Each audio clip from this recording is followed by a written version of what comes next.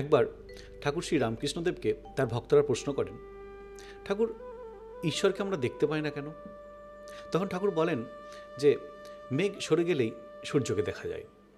তখন তার ভক্তরা বলেন যে মেঘ তাহলে কি? তিনি বলেন যে মেঘ হলো মায়া, অহংকার, অহম্বোধ। এর জন্য আমাদের যে স্বভাবের পরিবর্তন হয় সেটাই হলো মেঘ। যেমন মানুষের স্বভাব পাল্টাতেই থাকে যখন তার একটা একটা করে উপাধি লাভ হতে থাকে। উপাধি মানে নামের উপাধি নয়।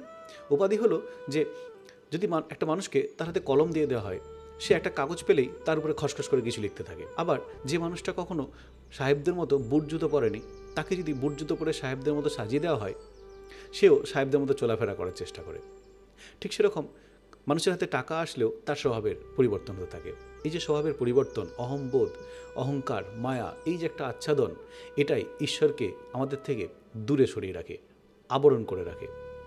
এই অহম্বোধ কখনোই একবারে যায় না। যেমন একটা অসত্য গাছকে কেটে দেওয়া হলে পরের দিন সকালে দেখা যাবে আবার একটা ফ্যাকড়া বেরিয়ে গেছে। তাই অহম্বোধকে, অর্থাৎ এই আমি সত্তাটাকে যদি দাস হিসাবে রাখা যায়, যদি ঈশ্বরের দাস হিসাবে রেখে দেওয়া যায়, তাহলে তাতে কোনো দোষ নেই। তখন আচ্ছাদনটা এমনি এমনি সরে যায়। কারণ কলিযুগে ভক্তিযোগই হলো সবথেকে সহজ উপায় ঈশ্বর লাভ করার। ভক্তিযোগ অর্থাৎ নাম গুণগান করা, প্রার্থনা করা। আবার এই ভক্তি শুরু হয় আমাদের পূজা অর্চনা, প্রার্থনা, উপোস, উপাসনা, অনেক কিছুর মাধ্যম দিয়ে।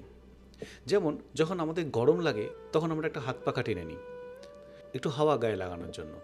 কিন্তু যখন দক্ষিণা হাওয়া বইতে শুরু করে, যখন দক্ষিণা হাওয়া আমাদের গায়ে লাগতে শুরু করে, তখন আমরা হাত পাখাটা ফেলে দিই। ঠিক সেরকম যখন আমাদের ঈশ্বরের কৃপা লাভ হতে থাকে, তখন আমরা এই পূজা প্রার্থনা হাত পাখার মতো দূরে সরে যাই। তখন ভক্তি জায়গা করে নেয়। এবার ভক্তরা প্রশ্ন করেন যে ঠাকুর, এই লোভ, বাসনা, কাম, ক্রোধ, ঈর্ষা এ তো ভক্তের মধ্যেও থেকে যায়। তখন ঠাকুর বললেন যে ধারালো তলোয়ারকে পরশমণির ছোঁয়ায় আনলে তখন সেটা তলোয়ার থাকে ঠিকই, কিন্তু সে আর হিংসা করে না। ঠিক যেমন নারকেল গাছের পাতা খসে পড়লে নারকেল গাছের গায়ে যেমন একটা দাগ থাকে মাত্র, ঠিক সেরকম ভক্তদের মনেও এই কাম, ক্রোধ, লোভ, বাসনা, ঈর্ষা এর একটা দাগ থাকে মাত্র। আসলে আমরা হলাম ভিজে দেশলাই, যতই ঘষি জলে আর না।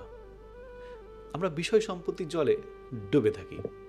তারপর ভক্তদের মধ্যে একজন ঠাকুরকে প্রশ্ন করে বসলেন যে ঠাকুর, আমিও তো ঈশ্বরকে ডাকি, আর তুমিও ডাকো, তুমি দর্শন পাও, কই আমরা তো পাই না। ঠাকুর বলেন যে মন দিয়ে ডেকে দেখ, ঠিক দেখা পাবি। তখন সে আবার প্রশ্ন করে যে মন দিয়েই তো ডাকি, কই দেখতে তো পাই না। ঠাকুর তখন একটু মজা করে বলেন, আয় আমার সাথে আয়। ভক্ত ভাবে যে ঠাকুর কি ঈশ্বরের কাছে নিয়ে যাবেন। সে তড়িঘড়ি করে ওঠে, ঠাকুরের সাথে যায়।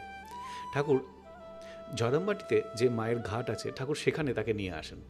তারপর তাকে বলেন নাম, জলে নাম। প্রথমে সে ঠাকুর দিকে একটু তাকায়, তারপর বলে চল আমিও নামছি তোর সাথে। তারপর ঠাকুর তাকে নিয়ে মায়ের ঘাটে নামেন। তারপরে তাকে বলেন যে একটা ডুব দে। সে খুব স্বাভাবিকভাবেই একটা ডুব দিতে গেল। যেই না ডুব দিল, ঠাকুর তাকে চেপে ধরলেন। চেপে ধরে কিছুক্ষণ রাখার পরে তাকে ছেড়ে দিলেন।